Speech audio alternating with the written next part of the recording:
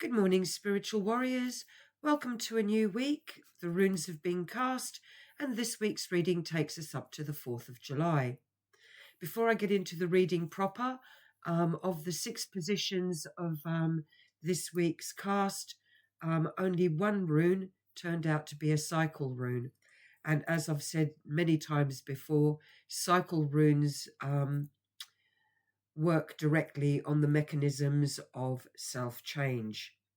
The underlying influence for this week shows that we're undergoing a great awakening, and this could be either gentle or severe. The disruptive, and it comes in the form of disruption. The disruptive events that we are likely to experience this week are beyond our control, and for some, this might include the sustaining of a loss which is necessary for our personal and spiritual growth. We are advised to break free from our worldly concerns, especially our connections to our material reality and how they make us feel about ourselves, and explore the depths of our own spirituality, as well as studying spirituality more broadly. For those who experience severe disruption this week, remember you are not being punished.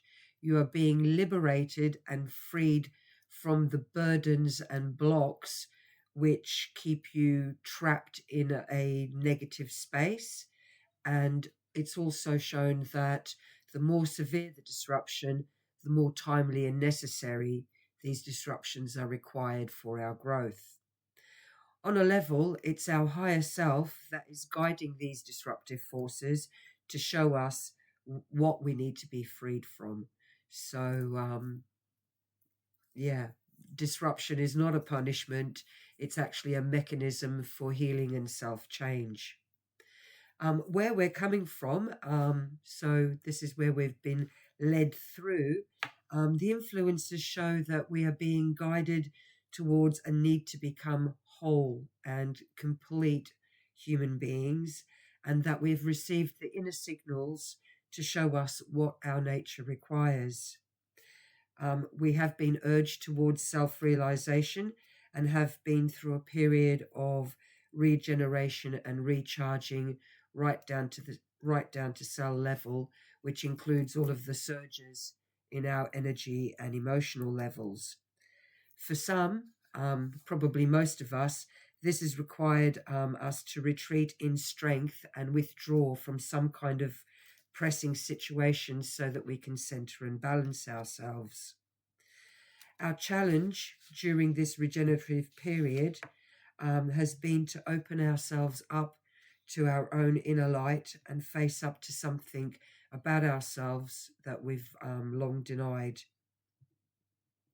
including the need to empower ourselves to overcome our refusal to let right action flow through us. In the present, we have to be quite mindful because we're vulnerable to taking hasty and ill-timed action, which will trip us up, and therefore to overcome this particular vulnerability, we have to practice patience this week. Matters of trust and confidence are at issue. Therefore, we need to examine our motives and correct ourselves when we discover that we're operating from points of low motives or weakness rather than what we know is right. Okay? We need to focus on the tasks at hand for their own sake, not for reward, not for acknowledgement, just focus on the tasks at hand and look within for the enemy of our progress, because this week we are our own worst enemy. We're vulnerable to tripping ourselves up and shooting ourselves in the foot, something that none of us really need, none of us really want. Life is hard enough as it is, so focus on being patient. The future trends as we approach the weekend or the tail end of this week shows that we're entering the winter of our spiritual and personal progress. And excuse me, sort of like hay fever is really bad this morning, um, where our best course of action is to submit, retreat, and perhaps even sacrifice a long cherished desire. This is just a temporary sacrifice. It's not something that has to be um, thrown away completely. It's just that now is not the time to move forward with this. Any plans that we might have for the weekend are not likely to be accomplished in the way that we had intended, and we could find ourselves somewhat drained of energy.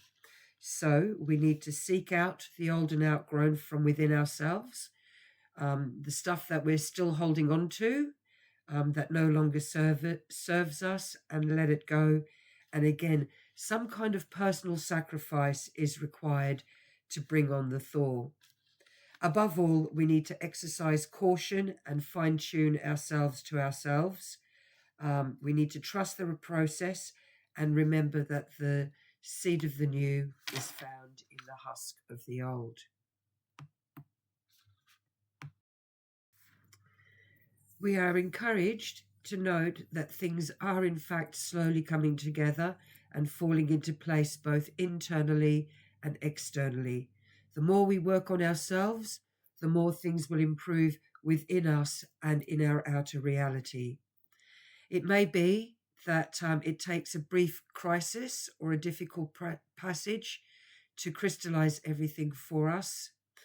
On a daily basis, it's vital to our progress that we focus in the present and remind ourselves that everything in life is a test. We are called upon to trust the Creator Spirit and ourselves, as well as the progress of healing, forgiveness, and self change. We need to practice consideration and deliberation. We will need to exercise our ability to be patient and persevere, understanding that the more clarity and awareness we have of ourselves, the better decisions, the clearer decisions, the more positive decisions we will make. Excuse me again. Overall, this week is a week where we'll need to practice the art of spiritual self defense. This is accomplished by using foresight for the consequences of our words and actions and taking responsibility when we get it wrong. We need to be mindful that there will be delays and blocks to our progress. However, these are necessary and will prove to be beneficial. It's all about divine timing. If we're slightly out of whack, then things are not going to come together as the Creator Spirit intended for us, and divine timing is everything. This week is not a week to push forward, as it's unlikely we'll be able to make our influence felt. So again, we're being told, be patient, persevere, so that we can achieve our future success.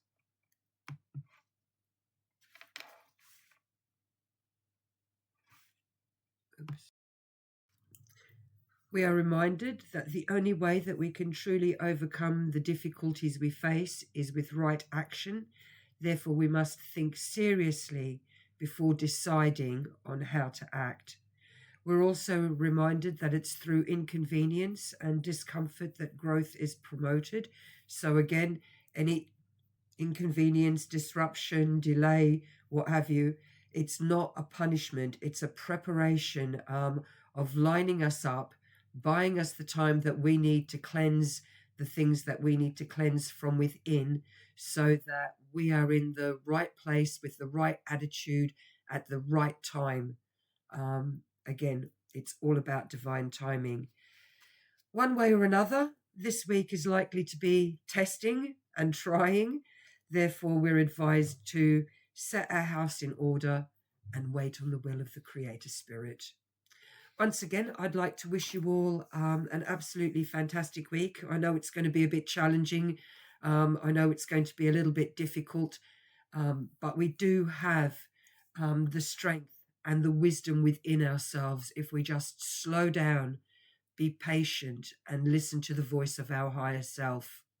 As always, I'm here for personal one-to-one readings. All you have to do is reach out to me either on Facebook, Instagram, here on YouTube. And if you've got one of my flyers or which has got my number written on it, by all means, reach out to me through WhatsApp.